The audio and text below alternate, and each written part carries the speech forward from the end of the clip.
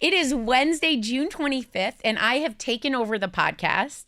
I am like Brian Teta right now. This is so weird. I am here behind the table with ABC News medical correspondent, Dr. Darien Sutton, or just Dr. Darien. As easy as it can be. Welcome. Thank you so much.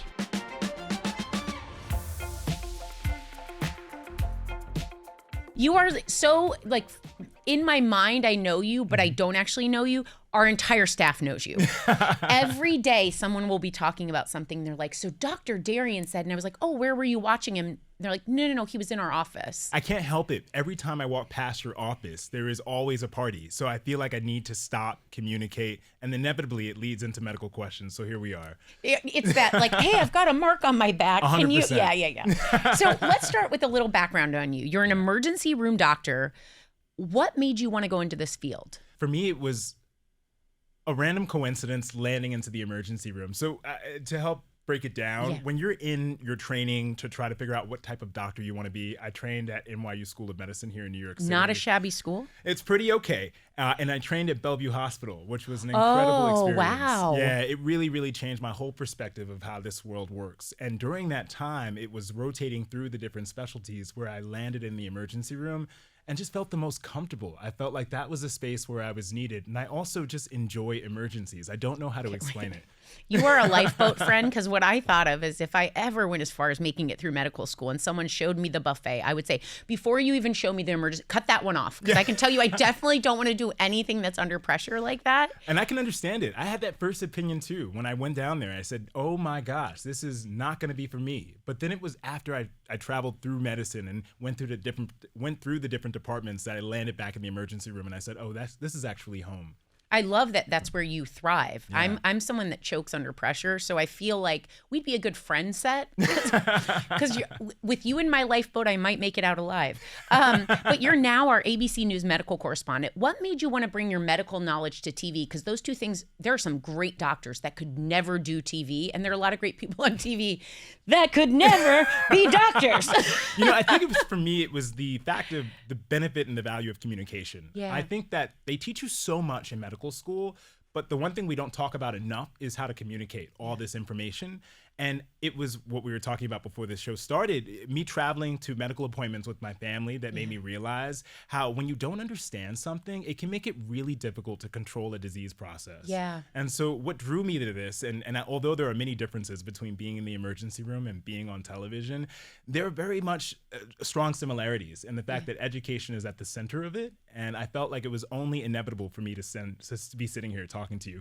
A lot of people are like, are you surprised that you got here? And I'm like, no, I was always delusional that this is what I was going to be doing. Well, you have I must say, you have such a warmth of spirit that I actually would say, and I don't know if you've met more doctors than I have, that is rare. And yet people like you handle big information that can be life-changing, scary, the news you don't want to be communicating. And yet that's the skill set that's usually like not there, because you can't always teach that, and you don't, and a lot of doctors don't have it.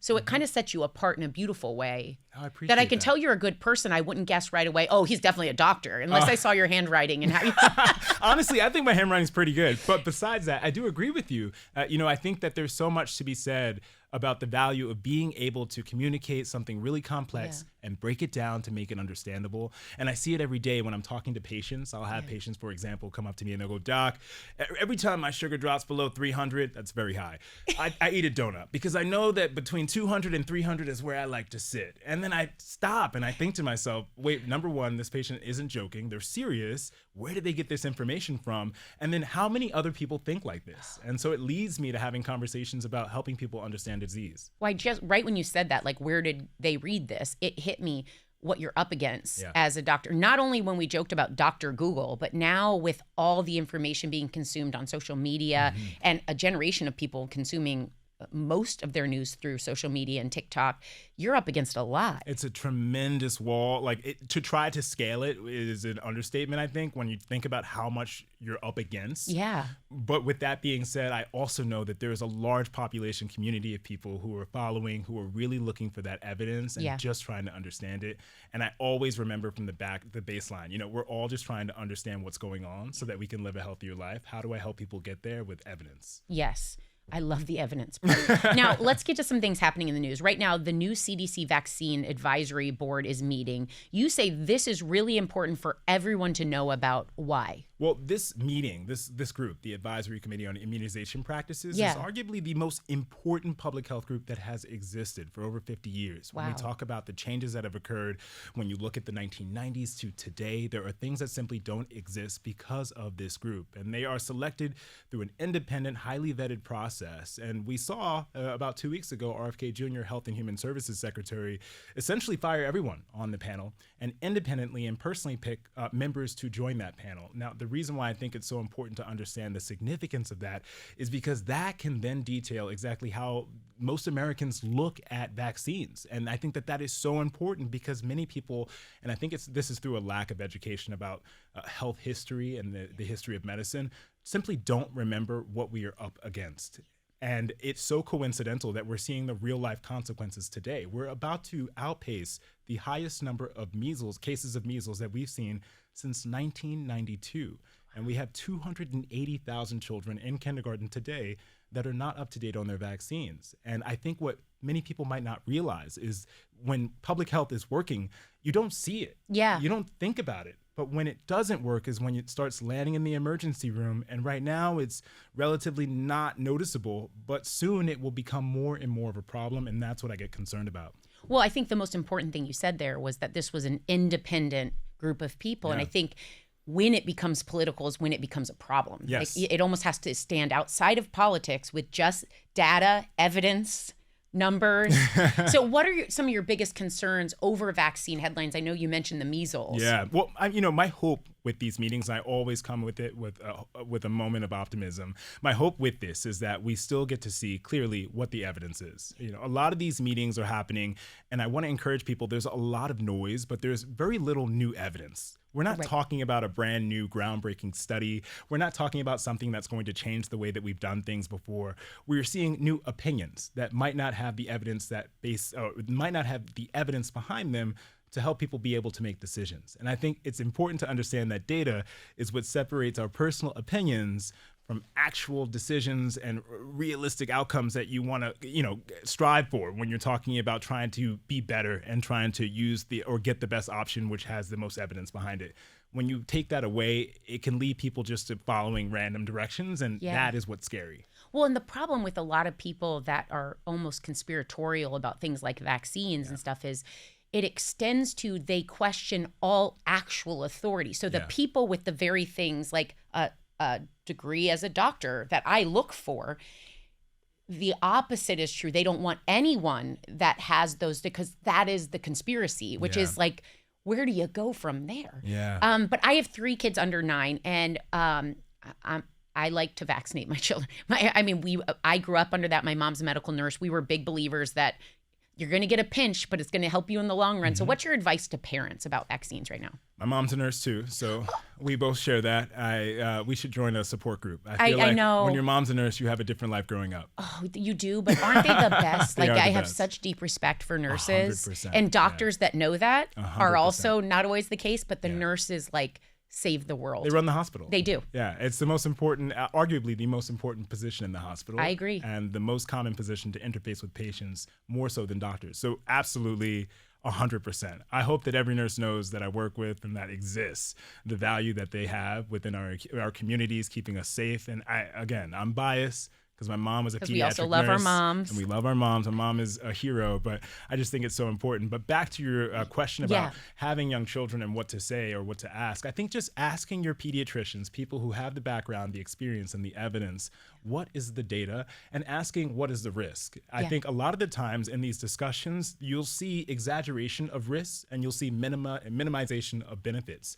And many times we don't acknowledge how, for example, when you look at every child that goes through a routine cohort of vaccinations, they finish their childhood vaccinations, that's estimated to save up to 20 million cases from disease, disability, and death. And there's obviously economic benefits beyond that as well, because children don't need to go into the hospital.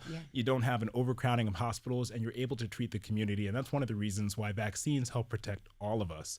So I think if you're a parent, asking your provider about the basic facts, understanding the risk, because every intervention has risk. And I think it's really important to understand that there's nothing without risk, but your goal is to make sure that you're choosing options where the benefit outweighs that risk. Risk assessment. Exactly. Yes. And that's really important to understand. Now, another thing I know that's top of your mind, and it is the same not only for myself, but my husband and my kids, is food and nutrition. Yeah. And there's been, because my husband always said when we came together, decide to have kids, he said, we can decide what our lanes are. Mine is food and nutrition, because I believe it's the foundation of all of our well-being and health. But there's been a lot of talk, especially with the Trump administration, Make America Healthy Again, or MAHA. What are your biggest concerns here? Yeah, well, there's some things that I agree with when Make America Healthy Again. I understand the negative outcomes that we've seen associated with processed foods, for example, and ultra-processed foods. I think there's definitely a space where we should sit down and have conversations about the risks of processed and ultra-processed foods to our communities and how we can combat that. But with a lot of these actions through today's administration, you see a lot of great priorities, but then you see policies that undermine those priorities. When you talk about policies that undermine those priorities, in one respect, we can talk about processed foods, but we don't want to vilify all processed foods because there are moments where families might not have access to whole foods. Not everyone has the ability to be able to go to a great supermarket and even walk in a safe neighborhood to get there. And some parents and some families only have limited access. So when we talk about ultra-processed and processed foods, I do understand that we see the studies, we see the links, but not all processed foods are bad. And there are some families that are dependent on the value of processed foods to be able to maintain their basic expenses.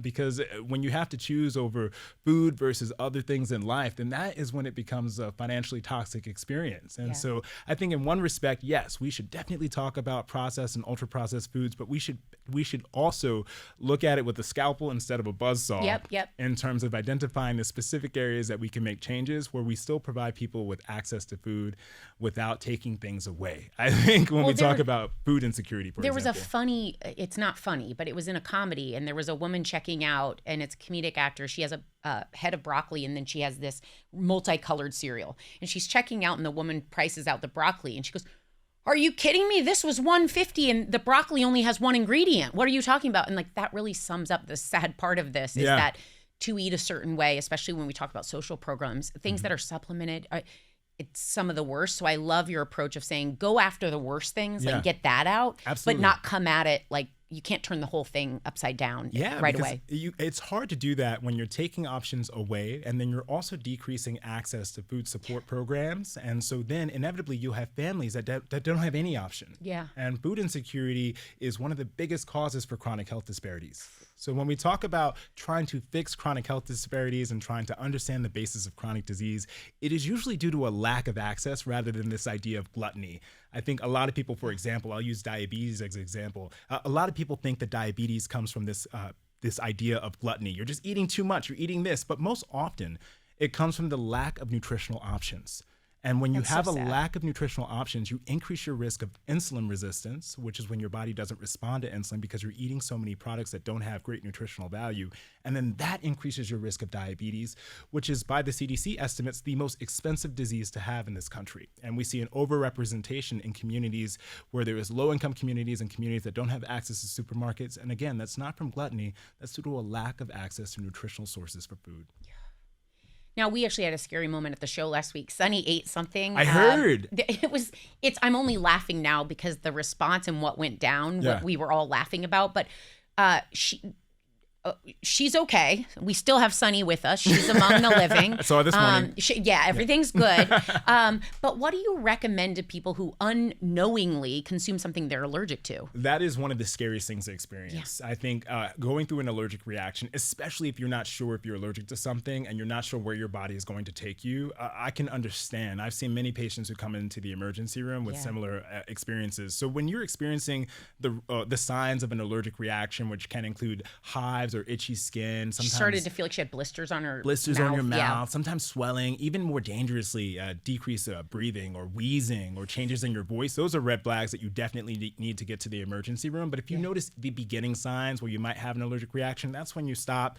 You take some Benadryl. That's usually the first step. And then we progress by a stepwise fashion from that, depending on how serious those symptoms are. But if you notice after basic Benadryl, for example, that your symptoms are progressing, you got to get some help in the emergency room or urgent care at the very least. She did an SOS note to Alyssa, like, I might be dying, just ate walnut. And so we had proof she was aware she was going to go down. But I didn't even know she was allergic to walnuts. And randomly in the middle of a cooking segment, Alyssa says, are these walnuts? And Sunny's like, her face just drops. And so again, we're okay. Yes. We got through it. I got a call and everyone was moving around and I was like, what's going on? And they were like, someone's experiencing an emergency. And I was like, that's so interesting. No one called me. I feel like I talk to you all the time. I'm always in the office and everyone's asking me questions, but no one calls when there's an actual emergency. Exactly. You're like, I know about the marks on your back and the whole staff on The View and everything they're dealing with, but there's an emergency and I'm right here. But you work in the ER weekly.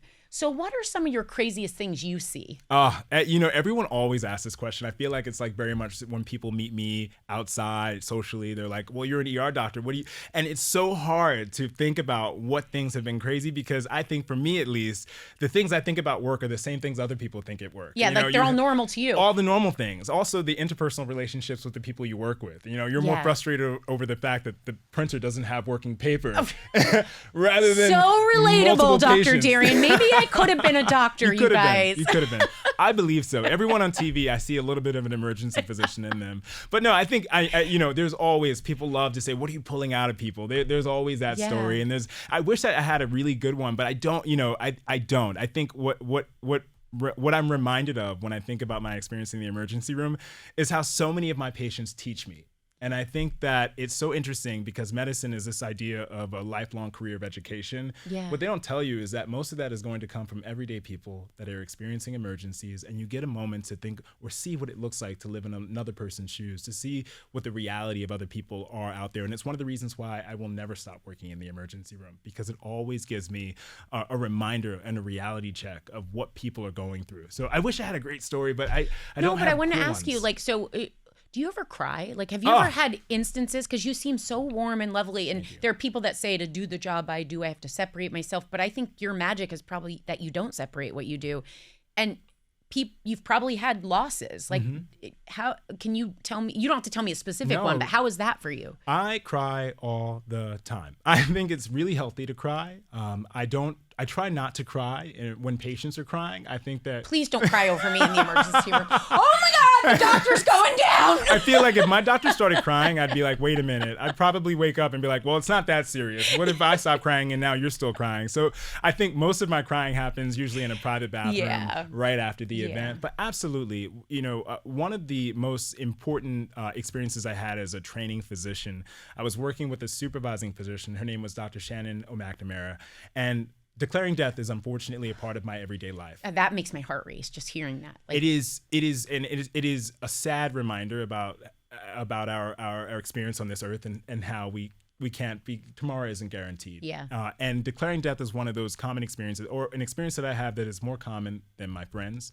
And it was in an experience with this physician, Dr. Shannon McNamara, where after the death was declared, there was normally this release out of the room. The patient has declared dead, and then almost immediately, everyone in the room begins to treat the rest of the patients who are in the emergency room. And there's no moment of just community. There's very rarely a moment of understanding the significance of it. And it was in a moment when I was a junior resident, I was training, and a patient had died. And I watched this physician, Dr. Shannon McNamara, ask everyone to stand still and take a moment of silence. And in that moment, she said, this is someone's father, this is someone's brother, this is someone's son, this is someone's friend. And she shared their name.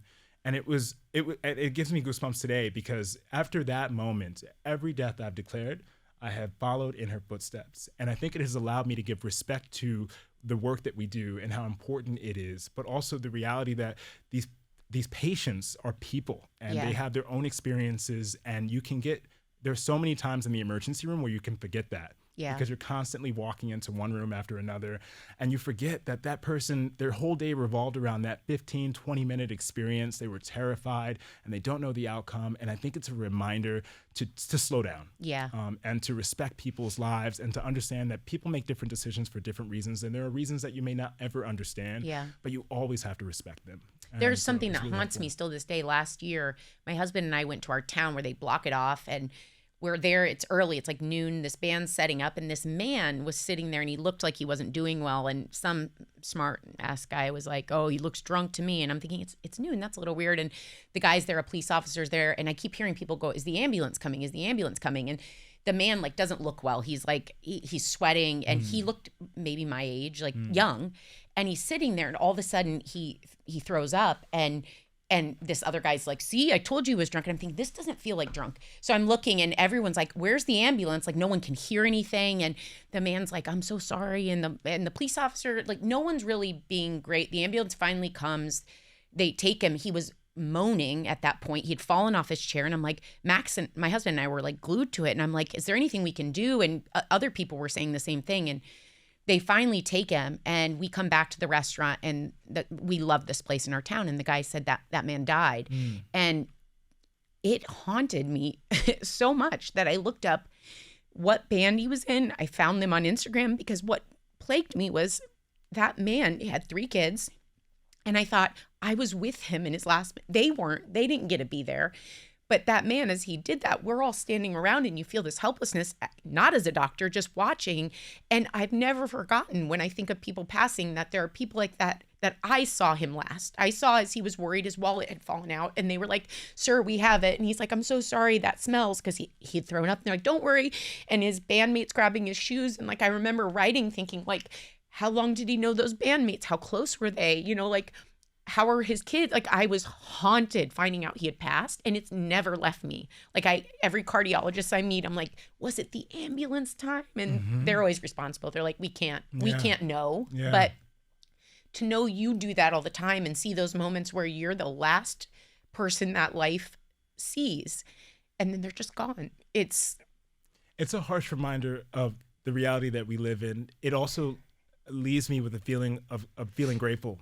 Yeah. When you leave those moments, I call it helping patients to ascend. You know, there are moments when you're declaring death, and there's deep sorrow, and there's immediate grief, yes. And then there are also moments when you're helping people get where they're going. Yep. And by that I mean there are some beautiful moments of death that I have seen as well.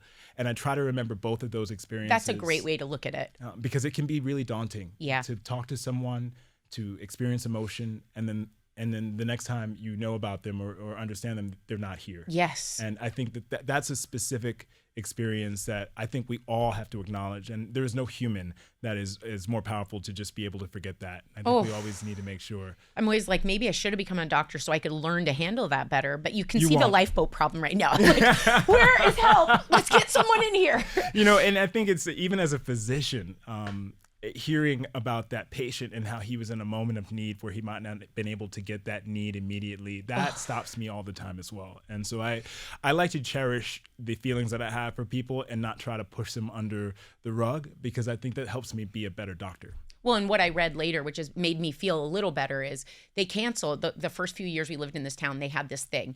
It stopped the next year, and we were asking, and someone said there was a medical emergency, and I knew exactly what they meant, and it delayed help, so they will not be doing that again. And I felt like that's when you channel. I wasn't a part of the change, but to know a change had happened as a result made me feel so much better. It's wonderful. And that's a part of this whole conversation, using the data and the evidence from the past to help make it a safer future. Yeah. That's the entire goal of medicine. And I think it's so important. Look at those changes and how that could truly save a life. Yeah. You know? Every time I don't see it downtown, I'm like, that's because of that man. And like, it makes me like pause for a second. But you have to deal with a lot of things while working in the ER, which we're talking about. And one of those things is how some people react when they see that you're their doctor. For me, it would be like, oh my gosh, you always hope the doctor's going to be hot. But like, oh, here he is. Like, let's pull that robe on tighter. Yeah, I wish patients would say that. Most of the time, they're like, I think I'm going to die. Also, are you on TV? I'm confused now. So I feel like I can only imagine. But I know it rubs a little deeper for you for why they're saying that. Yeah. There's a lot of representation that I think is needed. It is not lost on me that I am a young Black physician representing a specialty that often has physicians that don't look like me. Yeah. And there are many times when I walk into an examining room, and most often it happens with patients who look like me, other patients of color, patients who are marginalized. I think that for reasons that social media and platforms, they're more likely to follow because they may say to themselves, I've never seen a Black doctor. Wait, it's more often Black patients. Oh, see, I had a different prediction. I knew it was going to be people of a certain age. And that too. People of a certain age who are watching the news more often than the younger demographics. Yep. And then if there's a young person of color, and because of my platform on TikTok, because of my platform on Instagram, I think I have a younger audience there. Sometimes they'll be like, are you the doctor from TikTok? And they have no understanding that I also work on television. I'm actually not a doctor, but I'm killing it on TikTok. Literally, like most of the people on TikTok. Yeah. But I think that there's really beautiful moments that I have. I have to say, sometimes I'll be like, I would love to take a picture with you, but you have appendicitis. We need to get you to the operating room. So let's get the work done first. Let's get the work done first. I promise you, I'm going to find you after that, but you have a medical emergency. So there are those moments which are really nice to have. Now, I heard that you have a really special story about your uncle that had an impact on you. Yeah. Tell me about that. So this was my intern year of residency. So that's your first year of being a doctor when you're just trying to figure out the difference between Tylenol and Motrin. Okay. Not even kidding. Oh, so there's a difference. Okay. Yeah. Literally Googling it. That's when you're afraid to even order it. That's when I have those interns today where I can see the fear just even ordering basic saline, for an IV for a patient. But this was in that intern year. I was traveling up to see my family. My family is a big jazz family. Oh, I love jazz shows. And Central Park was where it was at. And I'll never forget, I was on my way, and sometimes things happen for a reason. I'm a very spiritual person, and I think about this. I love hearing that as a doctor, that you're also a spiritual person. Absolutely, because I understand through science that there are things we'll never understand, and that is where my spirituality comes into play.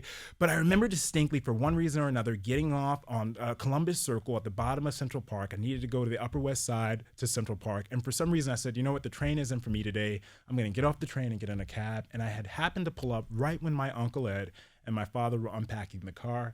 I jump out to help them unpack the car, and we're walking up the hill on Central Park on the west side, and I hear a scream.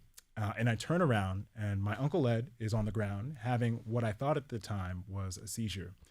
And all of my medical awareness kind of went out, because in my mind I said, what did we do? We need to find a doctor, not realizing that I had just become a physician. So I get down on the ground, only to realize that it wasn't a seizure. His heart had stopped. He had no pulse. And he was one of the first person that I performed CPR on. And as I was performing CPR on my uncle, I was surrounded by my family, quietly hesitant. My father is a criminal attorney. My mother is a retired nurse. And my family is very medically aware. And so instead of the emotional craziness you might expect, everyone, I remember distinctly, was very quiet. And during that time, I remember a nurse came over. We were in the middle of the central field in Central Park, and another physician came over, and we were working on my uncle. Eventually, the ambulance came and shocked him with an AED, an automated external defibrillator, and CPR continued. And I knew at that moment that his chances of surviving were decreasing by the minute. And we placed him in the ambulance. My family and I, in tow, went to the emergency room. And we got there, and it was one of my first experiences being a patient in the emergency room. And I was also very aware of the reality, because I was also an intern in emergency medicine.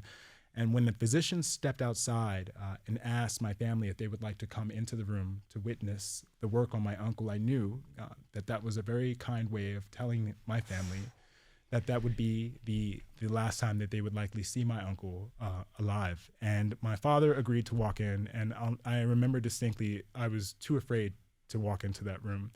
And instead, I watched my father's feet from under the curtain as he stood calmly, watching CPR continue. And I heard the physician tell my father that his best friend, they were going to stop CPR on him. And I would love to say that I had an immediate response, but I was just, I think I was stuck frozen in that moment. And I remember distinctly, I'm supposed to know what to do. I'm supposed to know what to say, but I didn't know anything in that moment. And I did nothing but watch my father say goodbye to his best friend. And it was from that experience that I learned what grief was.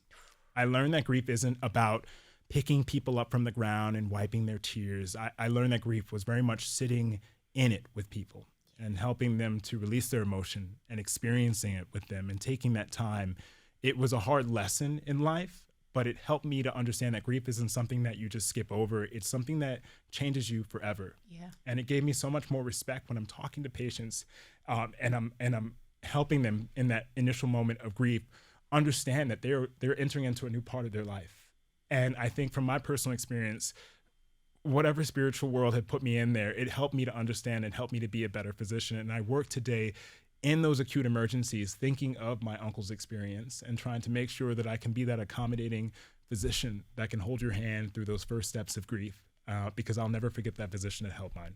Well, that's my question. Is that a common practice? Because I can only imagine that haunting moment as maybe you didn't even have words to describe. You knew that action was saying it was over. But is that something they do? Yeah, I think it's really important, giving people the option to have some control in their loved ones' last moments. We used to say, keep people separate or have them wait in the waiting room and then come and release the bad news. I think that there's something helpful to give people options, especially when someone is about to take that next step and ascend, that you allow them to make decisions, whether they want to be available or whether, for me, they want to stand outside. I think, for me at least, I think it's a really important option to give to each and every person because you never know, and everyone treats it differently. Well, and that was part of my guilt in the incident I brought up. It wasn't my family member, but I wanted those family members to know that people cared and they were concerned. Yes. And in the last 20 minutes of this man's life, we could have been strangers, but we were present to know this was bad. And I didn't, because that's the part, I think the kindness of that is to say, I'd hope it'd be my family that got to just watch those last moments, as hard as they are. And you provided him a level of human love. Yeah. Even though you may not have known him. Yes. I think that means the world, and that's really important. And if I was a family member, I would love to hear that. Yeah. That he was able to be with someone during his moments who cared about him. Because I'd want that for anyone I Absolutely. love, But before we go, and we're going to get on a happy note because Mama's losing everything. Again, I told you I can't work in the ER. I'm going to cry after this. We have to mention that your Aunt Barbara, Yes. I've heard so much about She's going Barbara, to love this part of the interview. is a longtime View fan Yes. and is a member of our studio audience.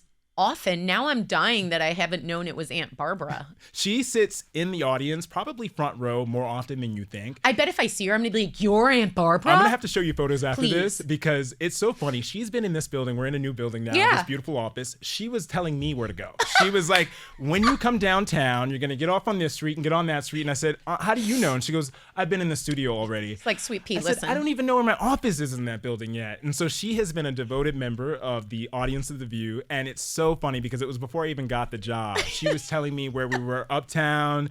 She would have lunch with me. So my Aunt Barbara is a devoted fan, not just for the free stuff, but for the conversation. And in her retirement, it has made it her duty. She's a retired woman now. So she's always like, I'll just get on the train and come downtown. I'm just going to come down and see what's going on over there. And it's lovely. I think that it's really nice to know that she has this activity. It also inspires me when I'm retired to find my new hobby because it's got to be something that's fun. Yeah, and hopefully after all this time in studios, you'll find something outside. Maybe back to jazz. I know. Well, she'll just see me sitting in the back audience, retired. But I cannot stop this without saying you are a gift for so many reasons. Thank you. To see someone float to the top of your craft, and I mean more TV right now, that's such a good person. But then also to know there are doctors like you, because to be an expert at something, they always say God let you line up in one line. Like you clearly were in a lot of lines and you have a lot of gifts, but you don't, I have not seen that always in doctors. So you're kind of like this full package that's so beautiful. That. And to know you're the one seeing these people and hopefully letting them walk out and all the things. But what a joy it's been to meet you. Thank and you so get to much. know you, not just on TV when you're just so clear-headed and cogent, but like here. Thank you so much. I'm and this is when I get emotional. I love what I do. And I feel really honored to hold these positions. This has been my dream my entire life. Being a physician, being an educator, being a correspondent, I really have pinch me moments when I walk into this office and get to see people and have conversation. And I think that's what puts me in the best mood because sometimes I'm down, sometimes I have bad days, but then I remember my blessings and I look around and I see the love and I wake up and keep moving forward. So I really appreciate it. Well, you do such important work. You really do. This was so fun, even This though there are was. tears. Please don't be disillusioned by my tears. But we need to have you back. You're such a beautiful communicator, and you have so many stories to tell. Thank you so much. Because we didn't even get into all my deep diving questions about your family and why you're so amazing, because I know they had to have a little piece in it. I would love. Listen, I've got a twin, so next time maybe I'll bring him. I heard about that. Would you bring the twin? I would bring. He'll do this. We just won't tell him that there's a video aspect of this. Oh, that's like what I have keep to it do with my secret. parents. I'm like, Okay. don't even. Yeah, Don't this even is think just. about it. It's set. It's Yeah, props. yeah. We're He'll fine. just we won't tell him. Let's not mention that. But I would let. What's his name? Dr. Desmond Sutton. Also, And he delivers this babies. family is over dutiful to the people. We can thank them all at this point. I love He's it. a great man. Well, thank you again. Thank We'll you meet so your brother much. next time. Thank you for Absolutely. joining me, Dr. Darien. You can catch him across all ABC News platforms and in an ER near you. Tomorrow, just kidding. That was awful. I'm so sorry. Don't do things to go meet him. Like, try to find him on the street or TikTok. Yeah, okay. please not. Tomorrow, don't worry, Brian will be back with Anna. Have a good day.